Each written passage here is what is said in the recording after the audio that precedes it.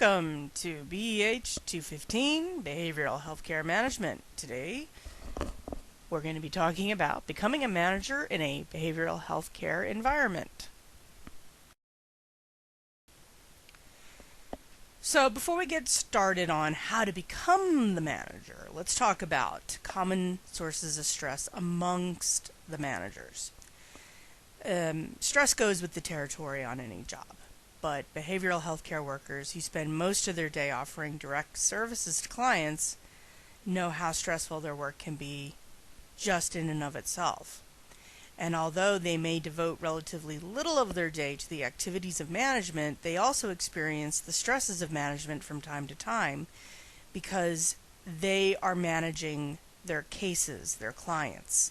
So, for example, when they have to manage a day that seems to have too few hours to get everything done, or when they have to deal with several client crises simultaneously. However, experiencing situations like these occasionally is one thing. Managers, like executive directors or even supervisors, often experience them continuously and on a daily basis. Over time, they can have a compounding effect that sometimes can make the job of a manager seem overwhelming. Another stressor that results from the fact that managers are often caught in the middle when conflicts occur between those beneath them on the organizational chart and their bosses. There are also conflicts between staff members who are a manager's subordinates. So a manager is supposed to step in to help resolve them in the most impartial way so that the staff member can get back to the business of the organization. So, in a nutshell, what you're looking at is somebody who's getting squeezed from both sides. The bosses want the manager to get something done. The employees want their bosses to advocate for them. So they're getting squeezed by both ends. And then sometimes you have staff members who are just not getting along, and because of that, the boss or the manager has to step in and mediate a successful resolution. And as a consequence to this, what you're looking at is you're spending a lot of time dealing with two people who should be able to get along because they're adults, but you have to intervene. So let's talk about being promoted to management. Many behavioral healthcare workers, especially those who chose a micro-level practice concentration in their professional education, enter the profession because they want to work directly with individual clients and client groups. When they were promoted to or took a job with more management responsibilities, they hoped to continue to do this by carrying a small caseload. But they soon learned that this was not possible. So a lot of times, especially in behavioral health, we want to continue working with our clients because it's what gives us a feeling of accomplishment and a sense of making a difference in a person's life. However, the activities of management are time-consuming and often make it impossible to continue to directly work with clients. Most managers, especially those in larger organizations, have to spend their entire day just completing management tasks. They may miss the direct client contact. So, those management tasks where you have some measure of control and you have some measure of autonomy also come with the fact that you lose that direct client contact. So you get a little bit disconnected from why you're actually there in behavioral health care. Much of what managers find distasteful about their decision-making responsibilities relates to issues around power. Many people in the helping professions have no interest in having and exercising power over others. This may be especially true among many behavioral health and social workers. So, people who get into a profession like banking, for example, they may be excited to have power. Somebody who gets into politics, for example, definitely is looking for power. On the other hand, those of us who are interested in working in social work, behavioral health, we're not looking for power as much as the ability to help others. So as part of our professional education, we've been taught to empower others rather than to use our own power. While this empowering others is also good management practice, there are times when managers have to exercise the power that goes with their jobs. Another problem often experienced by behavioral health care workers in the role of a manager relates to the nature of the relationship with subordinates that should be maintained. Managers need to be perceived as fair, objective, trustworthy. They cannot allow some staff members to be perceived as, or to perceive themselves as, favorites. Intimate personal relationships between managers and those that, for example, they supervise and evaluate are universally condemned as unethical. Friendships with subordinates that go beyond job requirements have the potential to lead to other staff members questioning whether a manager can be trusted to be objective and not play favorites.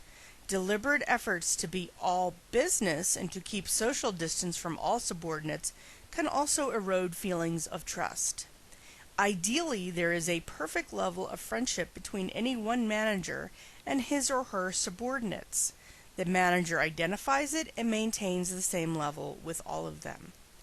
Now, that is not to say that you treat everyone exactly the same. There are some people that you can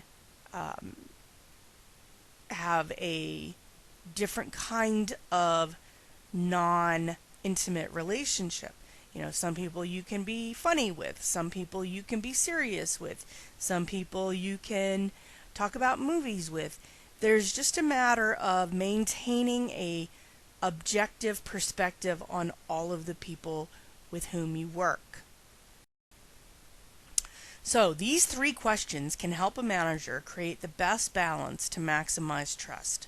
Number 1, to what degree can I maintain a personal friendship relationship with one or more subordinates without it compromising my ability to be objective? Am I capable of maintaining professional boundaries? When you first become a manager, it is very difficult to understand the boundaries that are not physically visible but must be very much visible to you as a person who has a management position. And as you become more and more experienced as a manager, those boundaries will become more and more visible to you.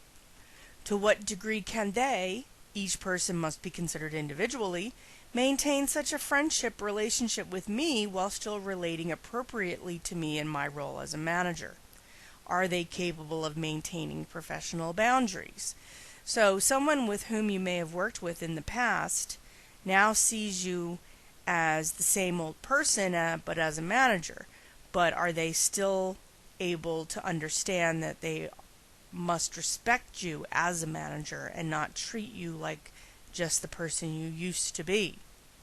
To what degree will others perceive my objectivity and trustworthiness and how it's affected because of my friendship relationship, regardless of how well we ourselves are able to handle it? How are other people going to see it? Even if you and that person that you remain friendly with are absolutely pristine in your boundaries, other people might still perceive an inability to maintain your objectivity. And you have to understand that your role as a manager in a work environment has to come first. So, I guess the best question to ask is, do you have to become a manager? No. Not every behavioral health care worker needs to become a full-time manager. Only a relatively small percentage of jobs require that behavioral health care workers be full-time managers or even spend most of the day performing management tasks. Among those who have been identified as having the desirable characteristics for more management responsibilities, they may be aware of what management entails and they prefer to let someone else do it. The decision not to take the offer of a management position is easy for them, but for many other potential managers, the questions, should I or shouldn't I, is a difficult one. Some people do not want to be managers. They're not interested, They don't have any desire to move up the ladder, and it is not even a question in their minds that this is what they want to work on. So for many, the lure of a management position is there. In a competitive, success-oriented society, saying yes to an opportunity to move into a position with more management responsibilities can be very attractive. It is viewed by many people as making it. Becoming a manager is something that the majority of workers in our society aspire to achieve. Unfortunately, the reasons why they covet the job often have little to do with the job itself. So why do we become managers? Well, there's many reasons why one might impulsively say yes to the offer of a job with more management responsibilities. A higher salary is the most obvious. This alone can be a compelling reason to accept a move into management, especially if the increase in salary is a significant one. Other enticing rewards or perks can include a reserved parking space, opportunities for travel, newer computer and phone, an administrative assistant, a larger office, increased autonomy and independence. So there's a lot that can be tossed out there in terms of management that makes it more attractive. But keeping in mind that being a manager is not a lot of fun. So, these perks offset the negatives that come along with management. So, poor reasons to take a promotion to management. This is why you shouldn't. The opportunity to have what others may want can be an important motivation for saying yes. If you want to be a manager only to prevent someone else from being a manager, that's a bad reason. The desire to prevent some other individual from getting the position also can cloud your judgment. The fear of the long-term career consequences of not saying yes also has been known to produce an affirmative response, which might be regretted later on. A lot of times you might be afraid you'll never be offered a position in management again if you're not interested at this moment. And this is when you need to be honest with the person who's offering you the job. If you have some personal stuff going on in your life right now that's going to, undermine your commitment to management, it's better to be honest, because if you get into a job and it's not working for you, you're going to end up losing that job. Ego or arrogance can be a powerful drive to say yes when the offer of a management position comes along, meaning you think you're awesome, so you're going to be awesome. Of course, the presence of self-doubt is also the reason why some potentially good managers say no to the offer. And this is an issue. If people around you think you would be a great manager, but you yourself think you're not good enough, there's a disconnect. Listen to the people around you. People who are especially sensitive to criticism and beat themselves up over it are often unhappy in management jobs. Refusing the offer of a management position may be the correct decision if it is based on the recognition that the tasks of managing hold little appeal. There are just some people who are not going to enjoy being a manager. They don't like the responsibility. They don't like knowing that they are responsible for a team of people who they can't always control. So, there has to be a willingness to accept all of the positives and the negatives of management. If we accept the offer of a job with greater management responsibilities based solely on one or more of the poor reasons, the decision is almost certain to result in disillusionment and regret. The benefits and perks that initially were so appealing lose their value rather quickly. They do not seem very important after a while. The reserved parking spot, not so much important. Travel loses its appeal after too many trips. Increased autonomy with higher level management position is not a luxury, it's a necessity. And if the pay raise was not a good increase but a small increase, it may not result in much of a net gain. If your income has moved you into a new tax bracket, taxes and additional expenses can eliminate most of that raise. Ultimately, you become a manager because you want to help the company achieve its goals and missions. That is the new job and its expectations. What to expect when you move into management. 1. Managers are expected to be responsible for their own job performance, but they are also accountable for monitoring how well staff members are performing. Strategizing and diplomacy are important skills for the manager. However, unless managers are tactful in their requests and demonstrate appreciation, it can damage a good working relationship between the manager and the subordinates. Staff members at the organizational levels are evaluated by their managers. So there are a lot of things that are going to be changing when a person moves into management that may be discomforting for them in the beginning. When brand new to an organization, managers will have a steep learning curve. There's a lot to learn that everyone else already knows. Every little policy, from employment policies such as what the hiring policy is, right through to various and sundry other policies, if there's a complaint by a client, if there's a issue with the accrediting body, anything can impact that manager. When taking on a new management job, it is better to be tough in the beginning. You can always let up later when it appears it will not be abused or perceived as a sign of weakness. Staff members will be likely relieved and pleased to learn that she's not so bad after all, or he's really human.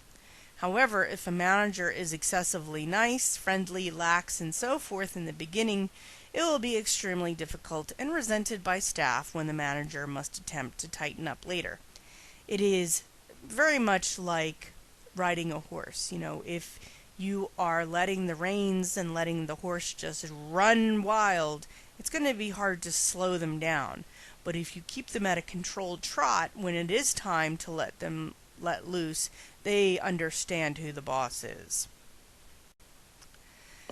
So some managers are promoted from within, and the same work environment within the same work environment, and there are advantages and disadvantages to this. So let's talk about the advantages first. There is a less steep learning curve. Both the manager's job and the job of the subordinates is already understood. You know the employee's strengths and weaknesses. You can make much needed changes within the organization, and you can encourage other employees because they see their coworker achieving and being promoted. Now, disadvantages are just as significant. Problems tend to relate primarily to making the transition to manager in a work environment where relationships already exist and must undergo change. So that person that you worked with for 5 or 6 years as your coworker is now your subordinate, and they may have issues dealing with that. Next, managers probably cannot remain one of the gang, and efforts to make the change can result in resentment among staff members. And then you have that can be seen as too good for their old friends because relationships have to change. As a manager, those boundaries have to be put in place. Even if you've worked with the same people for a decade, boundaries must be put in place. Some coworkers may be jealous or believe your promotion was not earned. And again, that becomes a point of contention that you have to be able to prove yourself. When you're taking over from a popular, well-liked manager, a new manager faces an uphill battle. Criticisms such as, "we never used to do it that way," can be expected. The difficulties inherent in succeeding a popular manager often dissipate with time. As differences in management style from their predecessors become obvious, and, it is hoped, eventually appreciated, fewer comparisons will be made. Staff members may need to be reminded as clearly and directly as possible that the staff member is indeed a different person with a different style and a different way of doing things. If staff members expect to be treated as individuals by the manager, and this is a fair expectation, they will also need to treat the manager as a unique individual. Taking over from an unpopular, disliked manager is very much like taking over from a popular, well-liked manager, surprisingly. In both instances, comparison and an inability of staff members to recognize and to respond appropriately to differences are the people who must be confronted and neutralized.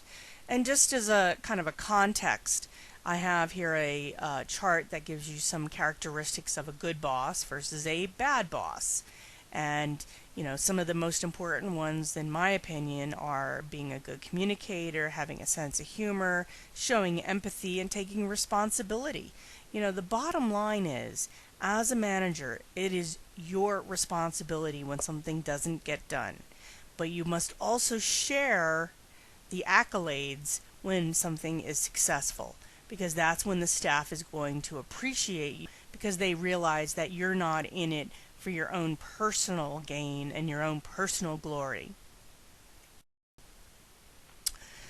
We are who we are, and we respond to situations in certain ways because of a complex interaction of life experiences, psychological, cultural, biological factors, as well as the impact of other social systems with which we must interact. We have developed our own distinctive personalities. Similarly, our distinctive management styles affect the way that we approach different management tasks. Our management styles are likely to be, and should be, extensions of our personalities. So the best advice we can give you is know yourself first, then know your management style. Let others experience it, but do not be afraid to grow. So for example, if you have an outstanding sense of humor, allow that to come out. Now, don't be stupid and be a joker and pull pranks on your employees, but instead, let them see that you can be funny, that you're approachable, that you are accessible. If you are somebody who is super nerdy and loves Star Wars and Star Trek and all the other star everything, and you work with a bunch of people who are equally nerdy, let them see that. Let them see something that they can relate to. Hogan's personal style inventory is especially useful for understanding our management styles. And this link will take you to an example of what some of the questions are like. So you have to understand your management style. And here are some questions that will be better to help you understand your own management style. Do you think that participative management is a good idea? What concerns would you have about using it? Are you comfortable delegating tasks to others that are part of your job responsibilities? If yes, would you prefer to delegate staff authority of functional authority? Do I think of committees and task forces as useful, or do I see them as primarily a waste of time? Am I comfortable with rules and procedures, or would I prefer guidelines like policies that encourage staff members to use professional judgment? If I see behavioral problems among staff members, am I likely to perceive the issue as one of the staff members involved, or of a problem of the organization as a system? So you have to look at things from each of these elements. Are you a microscopic kind of manager? Do you want to look over everything people do? Do you trust people to use their professional judgment? Do you see behavioral problems being an issue in your company, or is it more of a process? Is it a systemized issue? What is your attitude about group cohesiveness among staff members? Do you perceive it as desirable, or does its presence threaten me? Meaning, if your staff is very team-oriented and they hang out a lot, do you feel like they're threatening you? Do you feel like they're going to stage a coup d'etat? What is my attitude about conflict between or among staff members? How would I prefer to deal with it? Sometimes bosses come in and say, listen, can't put up with this crap. Stop it. Other managers will sit down and talk to each of the staff members who are experiencing the conflict to try to find a reasonable resolution. Do I perceive the increased use of technology in human service organizations as more of a threat or an opportunity to client services? And is the power that comes with a management job something I wish there was more of, or do I wish I had less of it? Our management styles can and should change over time. They change naturally as we learn from experience, as we age, as we rethink our attitudes and perceptions of people. They also change, or should, as situational requirements change. Because the best managers are versatile. We adapt, we evolve, and we learn what works best.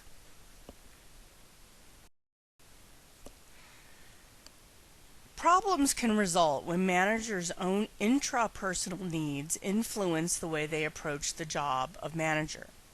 However, certain other types of actions on the part of managers that are designed to meet their intrapersonal needs can promote emotional responses and behaviors that can either be functional or dysfunctional to the company. Respect, of course, is good. Like loyalty, it is earned. It results naturally when, over time, a manager develops a reputation for being competent, but also for being fair, trustworthy, and so forth. Respect makes the manager's job easier. For example, people are more likely to do their best work or comply with a special request from a manager whom they respect rather than one who lacks respect. The question is, how does the manager go about getting the desired effect?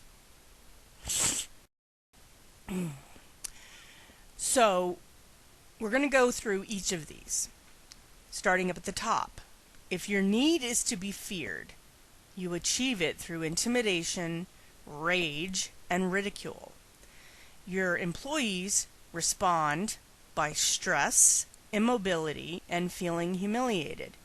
This is not a desirable management trait. If your need, however, is to be respected, you achieve this by being competent, fair, and trustworthy. Employees will respond by being dedicated, loyal, and trusting, and this is a highly desirable need. To be liked, you achieve this through your personality traits, having a sense of humor, being a congenial person, being kind or empathetic. The response is from the employees is having an enjoyable work climate. They enjoy coming to work. It's no big deal. And this is a desirable. It's not highly desirable, but it's desirable. So it's more important to be respected, but it's also important to be liked. Finally, we have to be loved. How do we achieve it? You ingratiate yourself, special favors. The response, employees will pity you, they'll lose respect for you, and they'll ridicule you. This is a very undesirable effect. So in a nutshell, be respected, you can be liked, but don't worry about being loved.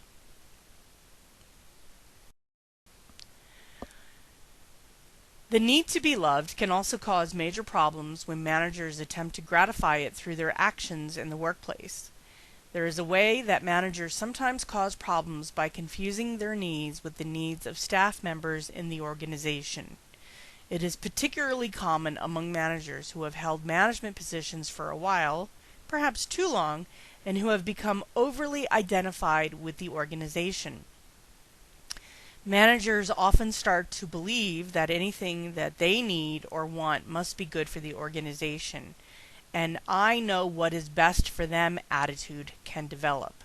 Kind of fatherly or paternalistic, where I'm the boss, I know what's best for you, and nothing anyone tells me can counter what I'm thinking. So the best managers are lifelong learners. They are never content with their current knowledge and skills, always seeking to improve. The best managers remain sensitive to themselves and how they are performing as managers. They are constantly evaluating their work, identifying what seems to have been effective and what has not been effective. These insights help us to set and maintain high standards as managers. They can read and remain current on new theory and development within the field of management. Association with other managers also helps us to think and to feel more like managers. Seminars and symposia that provide knowledge and skills to new and experienced managers, for example, are an excellent way to develop new skill sets. Management is an integral part of behavioral health practice. With reasonable effort and determination, it can also become an exciting and gratifying activity for the behavioral health care workers. So, in a nutshell, moving into management, there are some perks, like if you get a pretty good salary bump. However, it is a lot of work, and the reality is that it's not always, cocktails and cigars after work. It really boils down to a lot of hard work, managing people, managing systems, managing the process. But, and this is the important thing, you have an opportunity to affect change of policy, of procedure, and you can make a difference in a macro way and not just one client at a time. So there is a lot of value in being a manager. So that's it for today's presentation. If you have any questions, please feel free to email or text me. If you're not in my class, leave a comment and I will get back to you as soon as I can. Thank you and have a wonderful day.